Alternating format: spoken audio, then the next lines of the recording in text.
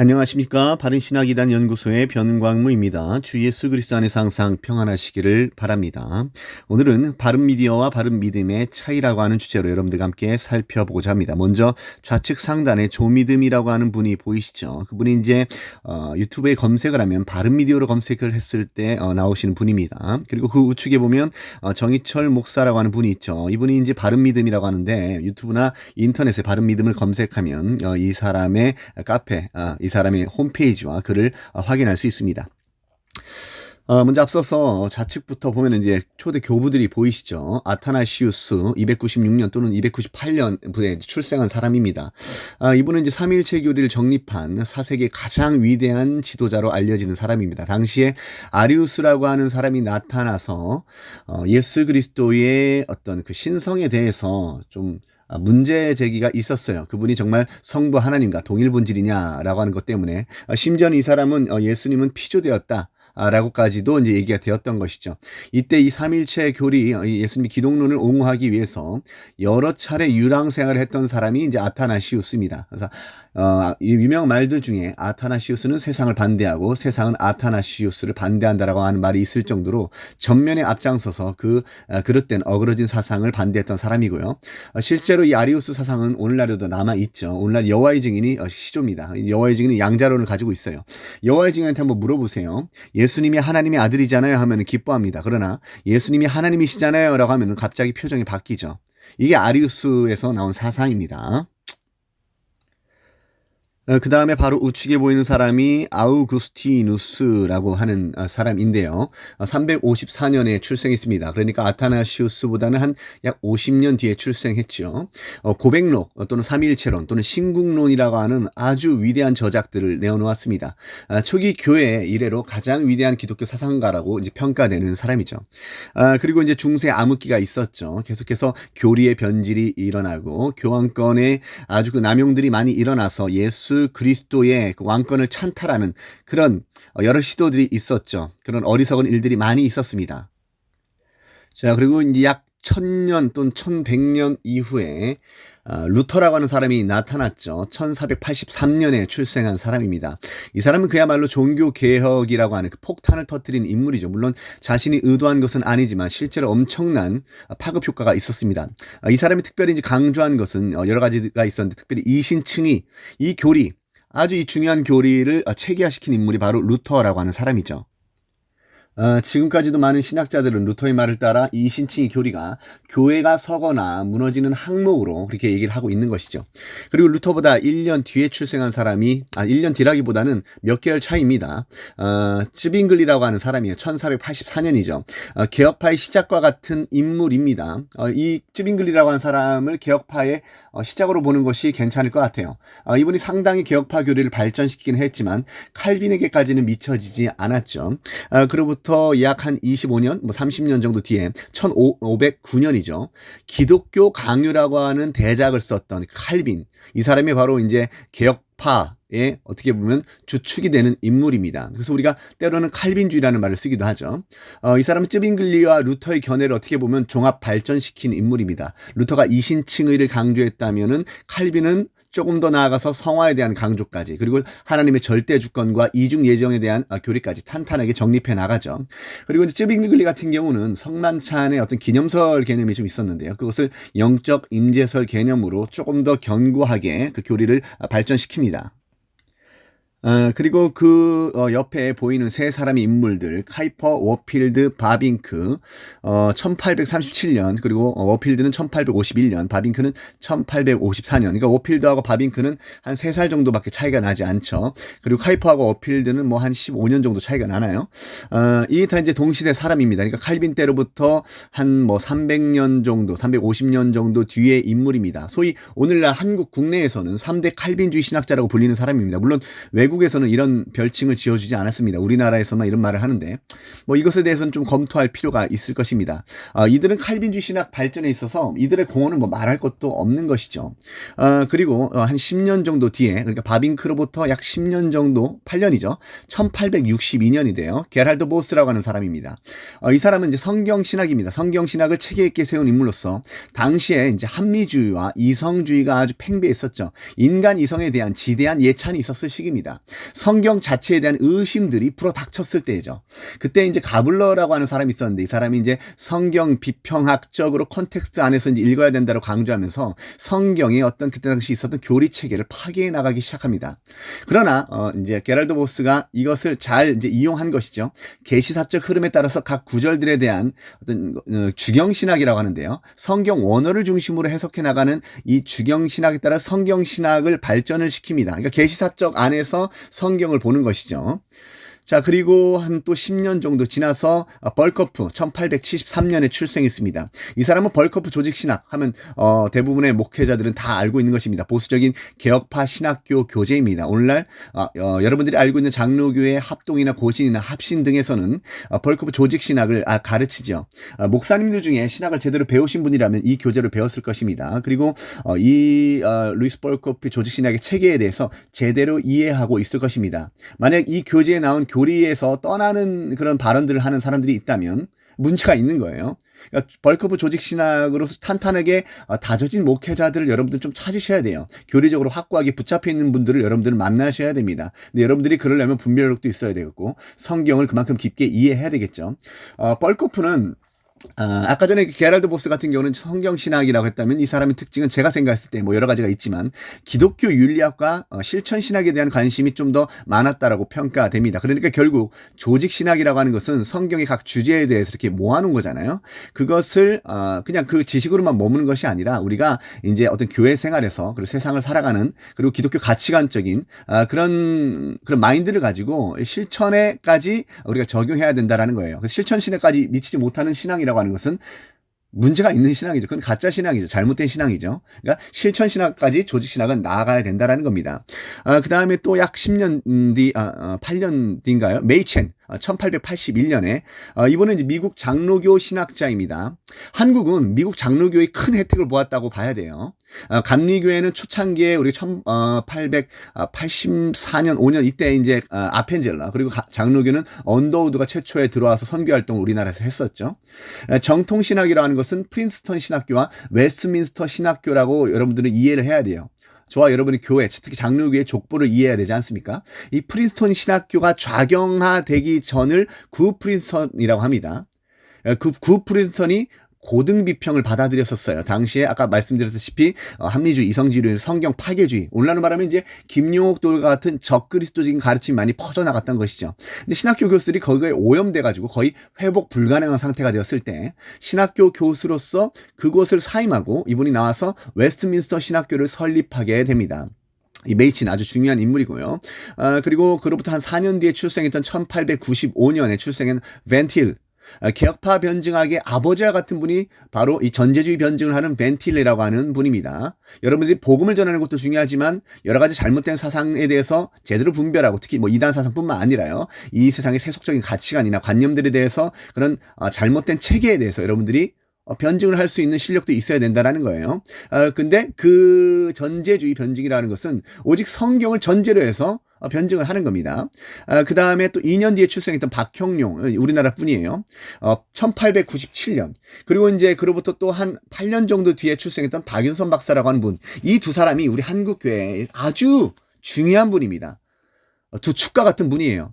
이 모든 사람의 영향을 받은 사람, 이 바로 이제 박형룡과 박윤선이라고 하는 분이라는 겁니다. 지금 제가 언급했던 인물 말이죠. 이분은 이제 박형룡 교수라고 하는 분은 이제 조직신학자고요. 박윤선 박사는 주경신학자입니다. 특히 이제 박윤선 박사 같은 경우는 80년 이상을 사시면서 전건 주석을 쓴 인물입니다. 여러분 혹시 아실지 모르겠지만 칼빈조차도 뭐 어떤 이유에서는 정확히 우리가 알기는 어렵지만 몇 권을 남겨놓았어요. 그가 전건 주석을 쓰지 않았죠.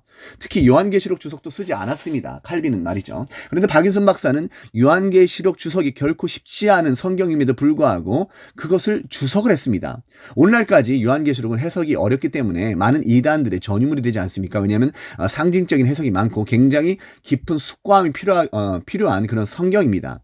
보통 상식으로서는 아주 잘못 해석할 수 있고 위험한 해석이 될 수 있죠. 박윤선 박사는 그야말로 우리 국내에 있어서 천재입니다. 한국교회의 엄청난 유산이에요. 고신, 합동, 합신을 설립하고 그 터를 세운 인물입니다. 신앙을 한다고 하는 분들이 박윤선 박사를 모른다면 역사적 정통파 신학 안에서 성경을 보고 있다고 보기 어려운 것이죠. 그래서 이제 박형용, 박윤선 박사의 공헌이 굉장히 컸다라는 사실이 있고요. 그 다음에 이제 데이비드 웰스라고 하는 사람은 그로부터 한 30년 또는 35년 뒤에 출생한 인물로서 1939년에 출생했죠. 신학 실종, 용기 있는 기독교, 위대하신 그리스도 등 많은 아주 좋은 저서를 출판한 사람입니다. 기독교 사상가예요. 아주 현대 사상을 아주 주의 깊게 관찰하고 분석한 사람입니다. 그리고 동시대 아마 같은 때 출생한 것 같아요. 1939년에 출생한 스프롤, 리고니어 미니스트리의 훌륭한 개혁파 신학자. 이분도 이제 변증에도 탁월해서 많은 유익을 끼쳤던 인물입니다. 지금까지 살펴봤던 인물들, 여러분들이 정통신학이 어떻게 흘러나오는지 여러분들이 조금 보실 필요가 있어요. 물론 저는 주요 인물들 더 많이 있는데 제가 일일이 거론하기 어려워서 그냥 생각나는 대로 제가 이렇게 덧붙였고요. 한번 보시죠. 150년 이전 사도신경 주후입니다. 예수님께서 출생하신 것이 아마 주전 4년, 6년경으로 보통 학자들이 보고 있어요. 그런데 이제 BC와 AD로 구별되죠. 아노 도미니 해가지고 150년 주후, 150년 때는 사도신경, 그래서 사도적 전통 위에 선 교회 신앙 고백이 이제 형성되기 시작했고요. 325년에는 니케아 신경 하면서 성자는 성부와 본질이 하나다라고 하는 것을 이제 선언을 했죠. 그러고 나서 약 60년 정도 뒤에 381년 니케아 콘스탄티노플 신경에서는 니케아 신조의 계승 및 보완이 있었고요. 그 다음에 451년에 칼케돈 신경이 있었죠.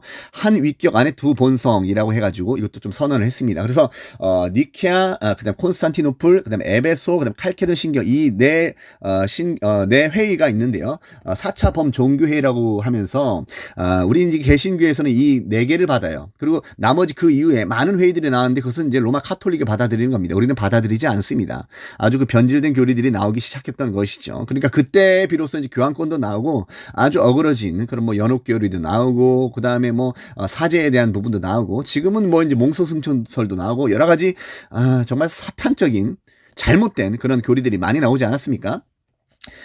그리고 아까 제가 말씀드렸다시피 이제 암흑기가 있었죠. 약 100년, 100년 아니죠. 1000년, 그 1100년 뒤에 1523년. 자, 이때 이제 루터의 종교개혁이 언제였습니까? 1517년이죠. 그러고 나서 시간이 조금 흘러서 츠빙글리도 그때 같이 이제 종교개혁의 열풍에 함께 이제 가담을 했던 사람입니다. 츠빙글리의 67개의 조항에서 스위스 종교개혁 시발점, 제가 아까 개혁파 신학이 시작이라고 했는데요.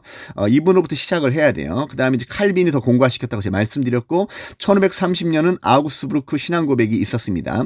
멜랑이톤이 작성한 루터교의 신앙고백, 그 다음에 1559년에 프랑스 신앙고백서, 이거 위그노들의 고백이죠. 그 다음에 1년 뒤인 1560년에 스코틀랜드 신앙고백서, 스코틀랜드 장로교의 첫 신앙고백이 있었고요. 그 다음에 1년 뒤인 1561년에 벨기에 신앙고백서, 기도 드브레가 작성한 개혁파교의 신앙고백서, 그 다음에 2년 뒤인 1564년에 하이델베르크 요리문답, 칼빈주의를 묻고 답하다. 그 다음에 1566년 제2 스위스 신앙고백, 블링거의 개인적 신앙고백이 있었고, 그 다음에 1년 뒤인 1567년 39개 신조, 영국 성공의 신앙고백이 있었고요. 그 다음에 약 40-50년 정도 뒤에 1619년에 노르트 신경이 있었죠. 항론파에 대한 대답을 한 것입니다. 당시 아르미니우스라고 하는 사람이 일어났죠. 그것에 대해서 이제 반대한 그런 견해들을 얘기한 것이죠. 그 다음부터 한 30년 정도 뒤에 웨스트민스터 신앙고백서, 이것이 이제 장로교의 표준 문서가 됩니다. 그래서 여러분들 혹시 교회에서 이런 신앙고백서를 잘 가르치고 있다면 굉장히 훌륭한 교회라고 봐도 돼요. 물론 그것을 가르친다고 해서 전부 다 훌륭한 교회라고 볼 건 아니지만 적어도 성경에 철저하려고 하는 교회들은 이것들을 가르친다. 그리고 실제로 종교개혁자들이 이런 어떤 문답서나 어떤 신앙고백서들을 철저히 가르쳐야 된다라고 그렇게 소리 높이 외쳤던 거예요. 근데 오늘날 지금 교리가 사라지지 않았습니까? 많은 사람들이 터무니없는 그런 이단적인 주장들에 미혹을 받지 않습니까? 왜 그렇습니까? 말도 안 되는 교리에 사람들이 취하고 있어요. 불건전한 신비주의에도 빠지고요. 신천지 하나님의 교회, 여호와의 증인 지방교회, 극단적 세대주의나 여러 가지 이제 음모론들이나 그 다음에 킹 제임스 유일주의나 지방교회, 베레아 여러 가지 이단들이 있지 않습니까? 그런 이단들에 빠진 이유가 무엇입니까? 이런 신앙 고백서를 제대로 본 적이 없을 거예요. 이걸 조금만 본 사람이라면 그렇게 쉽게 이단에 빠지지 않습니다. 아무튼 이게 정통파 어떤 주요 역사적 신앙 고백의 어떤 흐름을 여러분들에게 잠시 알려드리는 겁니다. 여러분들이 이제는 더 이상 미혹되는 신앙생활 하지 마십시오. 도리어 그런 사람들을 건져내는 일에 열심을 내십시오. 그럼 좌측 하단에 보시면 바른미디어 bami.ker이라고 되어 있는데 아까 이 바른미디어가 누굽니까? 조미듬 기자라고 하는 분이죠.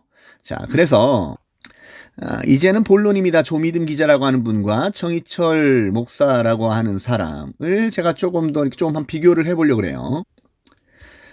제가 몇 가지 질문을 던져보고 답을 한번 해봤습니다. 2024년 2월 3일 토요일 조미듬 주요 역사적 신앙 고백 바른미디어. 자, 질문. 바른미디어 조미듬 기자와 바른미듬 정희철 목사는 다른가? 바른미디어 하니까 헷갈리지 않습니까? 다르다라고 제가 얘기했습니다. 처음 신앙생활 하는 사람들이나 이런 것들에, 이런 정보에 대해서 잘 모르는 분들은 헷갈릴 수 있어서 제가 다르다는 사실을 여러분들에게 언질하고요. 필자 견해. 전자는 건전한 편이라면, 그러니까 조미듬 기자를 말하는 거예요. 후자의 견해들을 보면, 그러니까 정희철 목사라고 하는 사람을 말하는 겁니다. 그릇된 지식에 따른 누룩에 따라 지나친 단언적 주장들 투성으로 분파적 견해들을 양산하는 위험인물이다. 그는 증거 없는 추측을 단정하는 자이다. 다시 말해서 거짓으로 진실을 대적하는 사람이다. 그에 대한 필자의 1차적 평가 제가 이미 유튜브에 올렸습니다. 필자에 대한 그의 근거 없는 추정적 오착들은 아래를 참조하라. 아래 링크를 제가 좀 이따 보여드릴게요. 그는 필자가 올리지도 않은 영상을 가지고 자기 자신을 조롱하는 영상을 만들었다고 설명하며 합신 교수들을 위해서 만들었다는 근거 없는 추정을 하며 필자가 자신, 그러니까 곧 정희철 목사라고 하는 사람을 음해하고 있다고 근거 없는 단정을 하며 한 번도 저는 최삼경 목사라고 하는 분을 대면한 적도 말한 적도 없는 그분과는 전혀 관련도 없는데 그 필자를 최삼경 목사 연관이 있는 사람 가까이 있는 것이 분명하다고 단정을 하고 있습니다. 그의 글들에는 얼마나 많은 오류들이 있습니까? 하나를 보면 열을 나는 것이다. 그가 어떻게 바른 말들로 돌이키게 하려는 교수님들과 목사님들이 부드러운 충고들을 그동안 듣지 않고 오히려 원수와 같이 대하며 공격해왔는지 알만한 실력이다. 잠깐만 살펴볼까요? 안녕하십니까. 바른신학이단 연구소입니다. 박혁이라는 거짓 선지자. 자, 6개월 전이네요. 신사도를 비판하는 정희철 목사라는 분은 바른 길을 가고 있는가? 여러분들 이 영상 나중에 한번 좀 참조하시기를 바랍니다. 제 영상을 정희철 목사라고 하는 분이 보고요. 이렇게 자신의 바른 믿음에다 이렇게 글을 올렸어요. 보면 보세요. 이제 이렇게 얘기를 하고 있습니다. 합신의 병강문 전도사라는 분은 어떤 분인가요? 경솔하고 악한 마음을 가진 분으로 보입니다. 저를 조롱하는 이런 영상을 만들어서 사람들에게 보라고 권유하고 있습니다. 여러분 제 영상을 보시면 아시겠지만 제가 조롱하지 않았습니다. 나름 잘 만들어도 재밌습니다. 지금 이게 아래 영상은요, 지금 없어졌는데요. 제가 올리지도 않은 영상을 제가 올린 것처럼 이렇게 또 얘기를 하고 있어요. 그러니까 정희철 목사에 대해서 이게 좀 비판하는 어떤 그런 영상이에요. 영화였는데, 저는 전혀 알지도 못하는 영상을 올려놓고서 마치 제가 올려놓은 것처럼 이렇게 좀 하잖아요. 정희철 목사라고 하는 사람은 항상 근거가 이렇게 부실해요. 잘못된 부분들을 많이 얘기를 한다는 겁니다. 보면 이제 제가 여기서 정희철 목사라고 하는 사람이 잘못된 신학에 대해서 제가 정희철 목사라고 하는 분을 위해서 올린 거예요. 그런데 자기를 음해했다라고 얘기를 하죠. 자, 그리고 여러분 직접 읽어보세요. 이 사이트에 한번 직접 들어가서 보시고요. 제가 합신 교수님들을 위해서 이걸 만들었다고 하는데 전혀 그렇지 않습니다. 그냥 모든 걸 추정적으로 이렇게 단언적으로 얘기하는 그런 안 좋은 습관이에요. 이거는 좀 정말로 바꿨으면 좋겠습니다. 저는 정희철 목사님께서 아직 기회가 있다고 생각합니다. 지금이라도 잘못된 신학을 수정하고 그런 난도질하는 일을 그만했으면 합니다. 제가 지금 무슨 말을 하고 싶냐면요. 자, 예를 들어서 한번 설명해 볼게요. 적군이 쳐들어오는 것에 대해서는 그래도 안전해요. 왜요? 대비를 할 수 있잖아요. 적군이라는 것이 피하 식별이 되지 않습니까? 근데 정희철 목사라고 하는 사람은 마치 제가 비유하자면 내부의 간첩과 같이 활동을 한다라는 거예요. 내부에서 칼로 난도질을 하면서 돌아다닌다는 겁니다. 지금 굉장히 많은 정통 신학자들 그리고 정통적인 견해들에 대해 제대로 된 성경적 그런 신학에 대해서 이단적이다. 계속 이렇게 얘기를 하고 다니고 있어요. 이게 아주 그 극단적인 그런 사상, 오해된 사상으로 인해서 분파주의를 양산하는 겁니다. 분파주의적 교리를 형성시키는 거예요. 이게 이제 능동적, 수동적 순종에 대한 그 논의인데요. 정희철 목사라고 하는 사람이 틀렸습니다. 아직도 이 사람의 가르침에 미혹되고 있는 사람들 정신 똑바로 차리십시오. 정말 중요한 문제입니다. 왜 그러십니까? 왜 이해를 못 하십니까? 성경을 체계적으로 연구해 보십시오. 모든 정통파학자들이 한결같이 능동적 순종에 대해서 얘기를 하고 있는데 그거를 부정하는 거예요. 애써. 성경에는 분명히 그런 측면들이 있다는 것을 얘기하고 있고 신학적으로 그것을 잘 정리해 놓지 않았습니까? 근데 그것에 대해서 계속해서 이제 반대를 하면서 많이 잘못된 주장들을 통해서 사람들을 굉장히 이제 공격을 하고 이 정의철 목사라는 사람이 지금 그런 일을 하고 있습니다. 자, 바른 미디어를 좀 살펴보려고 하는데요. 보시면 제가 보겠습니다. 자, 구독자 1.79만 명. 보시면 이제 신사도나 여러 이단들에 대해서 이렇게 조미듬 기자 올린 영상 보이시죠? 뭐 JMS도 있고. 자, 그 다음에 보시면 뭐 이렇게 여러 하나님의 교회, 그 다음에 뭐 신학, 뭐 누가복음, 마가복음, 마태복음, 그 다음에 이단 탈퇴 매뉴얼이라고 가지고 이제 올려셨고, 그 다음에 뭐 이런 것도 올렸고, 바이브, 책 소개도 있죠. 제가 볼 땐 조금 이제 교회 안에서 신앙생활 하면서 이제 필요한 부분도 올린 것 같아요. 약간 뭐 실천 신학적인 부분이 되겠죠. 그러면서 이제 이렇게 나름대로 접근성 있게 이렇게 만드셨지요.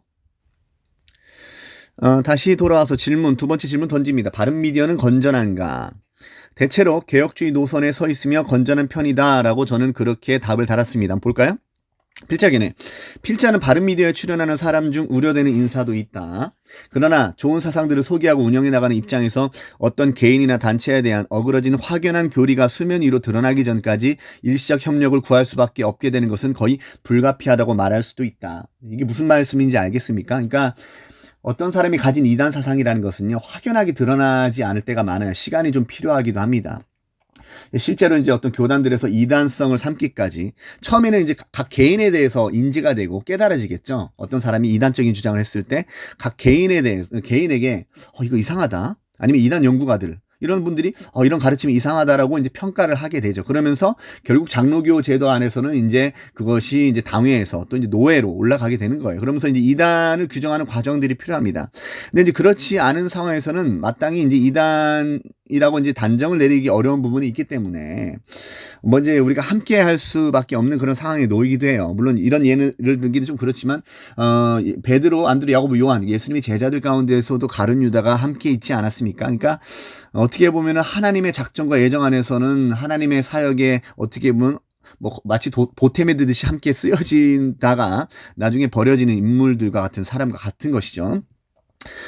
그렇습니다. 그러니까 제가 뭐 바른 미디어를 뭐 완전하다, 온전하다 이렇게 말하는 게 아니에요. 그리고 뭐 제가 적극 추천한다 뭐 이런 것도 아닙니다.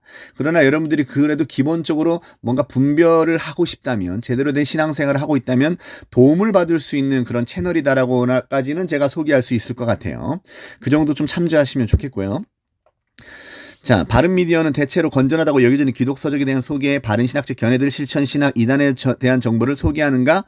저는 그렇다고 생각한다라고 답했습니다. 네 번째 질문입니다. 필자가 주목하는 것은 무엇인가?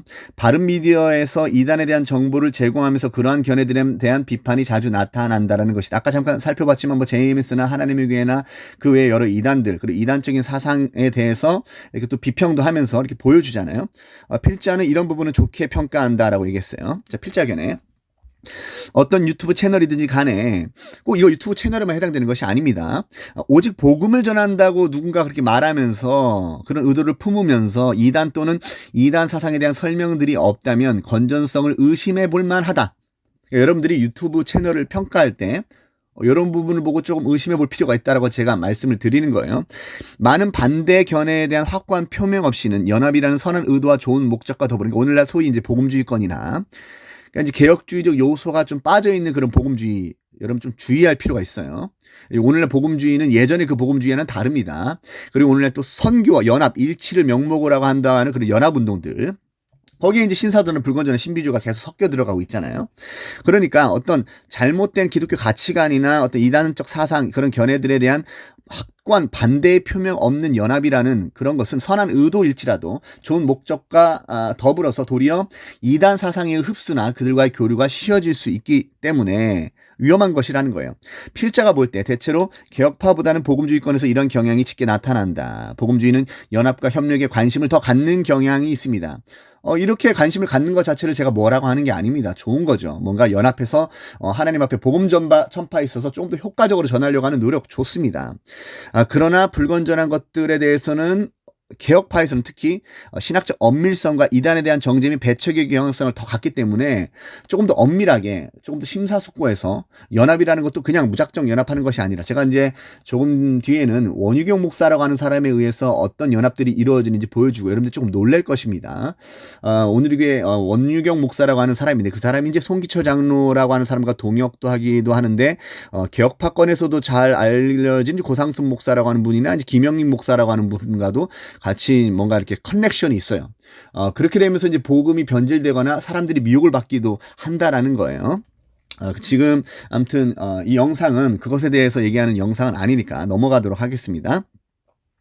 자, 그랬자 다시 위로 올라가서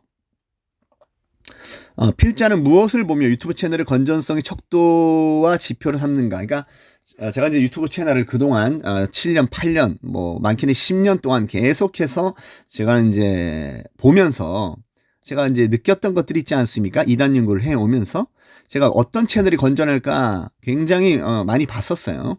제가 이렇게 말했습니다. 절대적이지는 않겠지만 참된 지식에 대한 바른 선포, 당연히 이거는 기본이죠. 그리고 잘못된 지식에 대한 확고한 반대를 뚜렷이 표명하는 채널이다. 그러니까 하나님의 말씀에 대한 긍정적인 것에 대한 제대로 된 선포, 그 다음에 어떤 그 부정적인 것에 대한 경고, 이것이 균형 있게 이루어지는 채널. 이 두 가지가 균형을 이루고 있는 채널은 유튜브 내에 실제로 많지가 않습니다.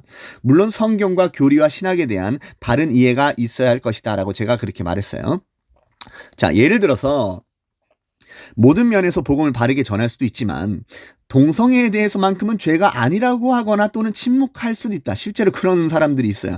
모든 면에서 볼 땐 표면적으로는 복음을 굉장히 잘 전하는 것처럼 보이기도 해요. 일시적으로는 말이죠. 그런데 동성애 문제, 차별금지법 문제가 나오면은 침묵을 합니다. 잘 얘기하지 않아요. 실제로 동성애 반대 운동권에 앞장서서 이렇게 하시는 분을 제가 만나기도 하는데요. 얘기를 들어보면 미국, 영국의 이제 평등법, 차별금지법이 통과될 때 그때 목회자들이 동성애에 대해서 설교하지 않고요. 그것에 대해서 점점점 침묵하기 시작했다고 합니다. 그러면서 실제로는 평등법, 차별금지법이 이제 통과가 되면서 완전히 폭삭 주저앉아 버린 것이죠.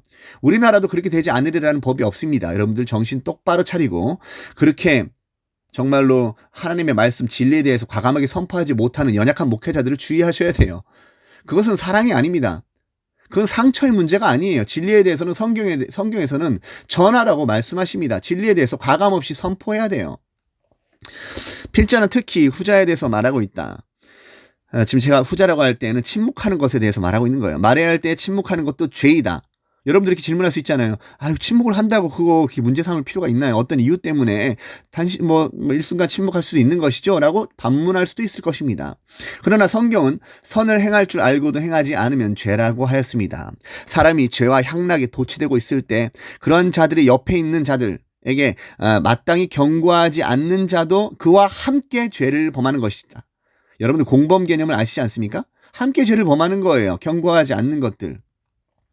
한번 생각해보죠. 이거 너무나도 상식적이지 않습니까? 어린아이가요. 젓가락을 들고 콘센트에 꽂으려고 해요. 여러분이 부모님이라면 어떻게 해야 됩니까? 그걸 지켜보면서 웃어야 됩니까? 침묵해야 됩니까? 말려야죠. 때로는 소리쳐야 됩니다. 때로는 그 손을 붙잡아야 돼요. 이해 가십니까? 마땅히 알고도 행하지 않는 자는 더 많이 맞게 될 것이다. 그 이유는 신앙은 단순히 지식이 아니라 실천까지도 포함하기 때문이다. 요한일서 3장 18절 말과 혀로만 사랑하지 말고 오직 행함과 진실함으로 하라라는 말씀을 참조하십시오. 이와 관련해서 필자는 그간 많은 그리스도 예수의 성도들에게 영향을 끼치는 기독 언론들이나 채널들을 수없이 봐왔다. 신사도 운동가들의 표현 방법대로 하자면 기독 언론들을 통해서 수많은 악취를 맡아온 것이다. 수많은 이제 신사도 운동가들이 어떤 실제로 영적으로 문제가 있는 사람들에게는 악취가 난다. 영적인 기운, 그러니까 악한 영이 역사하는 지역인 어떤 영적인 냄새가 난다. 실제로 이렇게 말을 해요. 제가 그것을 빗대서 표현한 겁니다. 실제로 그런 일들이 일어나고 있다는 것이죠. 실제로 냄새가 난다는 게 아니고요. 기독 언론들 가운데 온통 거짓이 난무한다. 상당한 면에 있어서 올바른 지식과 정보를 제공하다가도 결정적일 때에는 침묵하거나 과정하거나 축소하는 등 편향된 정보를 제공하는 경우를 필자는 많이 봐왔다. 이런 기관들은 신뢰할 수 없는 것이다. 그리고 이는 자신의 단체의 정체성이나 이익과 걸려있는 경우가 대부분이다. 예를 들어서 신천지 하나님의 교회 같은 많은 이단들에 대한 위험성에 대한 정보를 제공은 하지만 불건전 사상가인 유진 피터슨의 메시지 성경을 극찬한다거나 헨리 나우엔을 훌륭한 신앙인으로 묘사하거나 그의 신학이 뛰어나다고 평가한다거나 어그러진 강서를 끊임없이 전하는 오륜교회 단일 기도회 집회를 한국교회 연합과 부흥에 상당히 일조가 있다는 듯이 과대평가한다거나 이런 것들이에요. 이로써 많은 사람들은 또다시 미혹을 당하는 것이죠. 이는 하나님의 교회나 신천지와 같은 이단 집단들이 그들이 말하는 기성교회, 곧 우리 정통교회를 말하는 겁니다. 이 기성교회에서 전해지는 일부 목회자들이 교리적 미흡함과 그릇됨을 드러내어 비판하거나 윤리적 부도덕 문제에 대해 고발한 뒤 자신네 집단으로 끌어들여 안심시킨 후 회복 불가능한 더 크고 위험한 다른 복음, 곧 거짓 교리들을 가르치는 것과 무엇이 다른가? 팔은 안으로 굽는 것이다. 만일 당신이 이단들의 이 같은 행태와 미혹들에 대해서 치를 떠는 공정한 사람이라면 당신의 반경에 있는 집안의 동일한 행태들과 거짓 발설과 교묘한 침묵들에 대해서도 치를 떨어야 하지 않겠는가? 우리 예수께서는 비판을 받지 아니하거든 비판하지 말라고 가르치시면서 어떤 무익한 말을 하든지 심판날에 신문을 받게 될 것이라고 하셨다. 우리는 예수님의 말씀을 기억하는가? 아니면 오직 나와 내 집단을 지지하며 안위를 보장하며 나와 내 집단을 위한 활동 반경을 넓혀주는 교회 왕국을 건설하기에 바쁜가? 우리는 이 세상에서 종교라는 명목으로 왕국을 건설하기 위해 부르심과 택하심을 입지 않은 것이다 라고 말했습니다. 자, 마지막 질문입니다. 이단 사상에 대한 반기독교적 가치관에 대한 확고한 표명을 하지 않는다고 해서 건전성을 의심하고자 하는 것은 너무 지나친 태도가 아닌가? 제가 그래서 이렇게 말했습니다. 대체로 그러하다는 말이다. 그러나 이것을 알아야 한다. 실제로 성경 자체가 그 두 가지 정보를 함께 그리고 균형 있게 제공하고 있기 때문이다. 성경대로 하고자 하는 자는 성경의 정신도 따라가려고 합니다. 한번 볼까요? 필자 견해. 성경은 그릇된 지식과 이단적 지식의 경고에 대한 가르침이 매우 많다. 이단적 지식의 경고에 대한 가르침, 이 후자와 관련된 가르침만 해도 수백 구절을 찾을 수 있을 것이다. 여러분 한번 마음을 한번 잡고요. 한 달 정도 잡고 성경 전체를 뒤져가면서 이단, 거짓 선지자, 다른 교훈 그런 것들에 대한 경고가 얼마나 많은지 한번 살펴보십시오. 생각보다 상당히 많습니다. 다른 가르침, 다른 말, 바른 말에서 떠난 것, 교묘한 말들에 대한 가르침이 너무나도 많다라는 거예요. 그것에 대해서 경고하는 그런 말씀들이 많다는 겁니다. 또한 이단자를 지명하여 꾸짖어 드러내기도 한다. 실제로 그것이 본문에 나타나요. 예를 들어서 바울인 후메네와 빌로데요. 악성 종양이 퍼져나간 것 같다고 말하기도 하지 않았습니까? 따라서 우리가 성경대로 하려 한다면 바른 복음 선포와 더불어서 이단 사상 및 이단자 또한 그들의 활동과 위험성에 대한 정보가 함께 나타나야 할 것이다. 사실 역사적으로 주 예수님을 사랑하는 모든 사람들이 이러한 활동을 해왔다. 모세도 그랬고요. 모세도 거짓 선지자에 대해서 이사야, 예레미야, 이스겔, 미가, 스가랴 모두 다 거짓 선지자에 대해서 얘기를 했죠. 바울, 베드로, 야고보, 요한 이들의 서신을 읽어보십시오. 거짓 선지자와 이단들에 대해서 계속해서 말하고 있습니다. 그 다음에 아까 제가 봤던 아타나시우스는 아리우스와 싸우면서 아우구스티누스는 펠라기우스, 루터, 쯔빙글리, 칼빈 당시에 제세례파도 있었고 그 외에 에라스무스 여러 가지 세르투스 이런 것들에 대해서 반박을 해오지 않았습니까? 그 다음 벌커프, 게랄드, 보스, 카이퍼, 워필드, 바빙크, 메이튼, 반티르, 박형룡, 박윤선, 데이비드 웰스, 스프롤 등 모든 사람들을 열거하려 한다면 필자에게 시간이 부족할 것이다 라고 제가 말했습니다. 앞으로 기회가 된다면 정통파의 노선 안에서 이단자들이 어떻게 나타나서 어떤 활동을 하는지 한번 비교하려고 해요. 제가 원하는 신학은 바로 비교 신학입니다. 수많은 학자들의 사상을 분석하고 비교하는 거예요.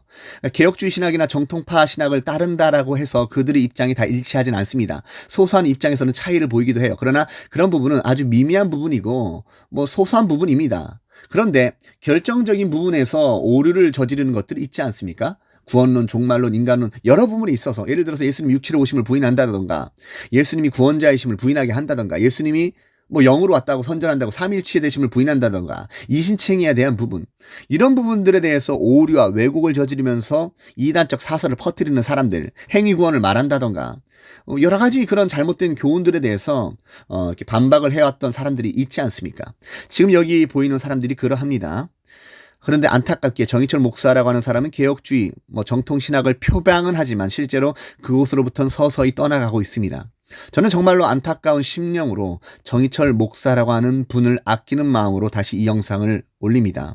이 영상을 언젠가 보게 될지도 모르겠네요. 저는 음해하는 것이 아니에요. 저는 정희철 목사님을 아끼는 마음으로 이 영상을 올립니다. 자신의 신학을 돌아보시고 많은 교수님들, 목사님들의 그런 충고를 좀 받으셔서 다시 한번 검토해 보십시오. 편중된 편견을 가지고 따라가지 마시기 바랍니다. 서천원 박사라고 하는 분의 사상을 좀 이어받아가지고 영향을 받으신 것 같은데 서천원 박사님의 사상에 결함이 있었어요. 부족한 부분이 있었습니다. 아우구스티누스도 그런 부분이 있지 않았습니까? 잘못된 부분은 따라가서는 안 되는 것이죠. 다시 한번 말씀드립니다. 이 영상을 보시는 분들 미혹되지 마시고 정말로 극단적인 잘못된 견해들에 편중되지 마시길 바랍니다. 감사합니다.